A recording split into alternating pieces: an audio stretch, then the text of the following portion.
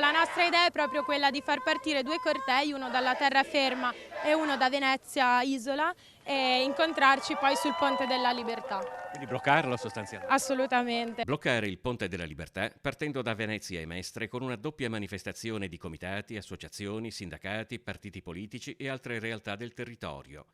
Proprio mentre gli studenti universitari veneziani iniziano la mobilitazione in solidarietà alla Global Sumud Flottiglia, il ministro degli esteri israeliano annuncia il blocco di tutte le 40 barche con 200 tonnellate di aiuti alla popolazione di Gaza, un blocco avvenuto a poche decine di miglia dalla striscia.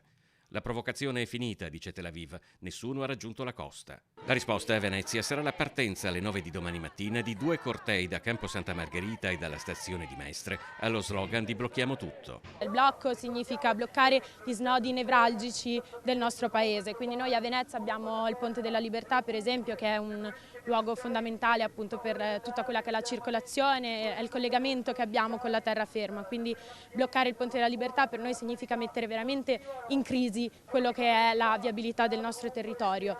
Verrà fatta la stessa identica cosa in tutto il resto del paese, stiamo assistendo a uno sterminio in diretta nazionale e le nostre istituzioni non fanno niente, nonostante 2 anni di cortei, mobilitazioni, occupazioni.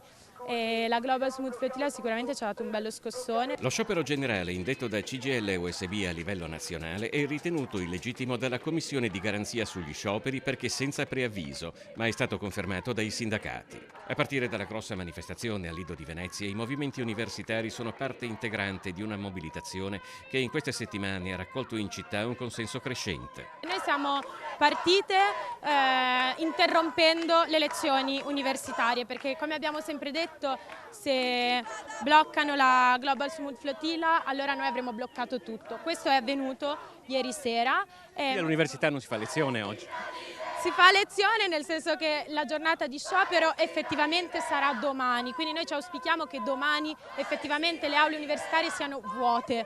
È stato il motivo per cui oggi siamo entrati all'interno delle università con un'azione di disturbo fondamentalmente per organizzare il blocco effettivo delle università che invece si darà domani.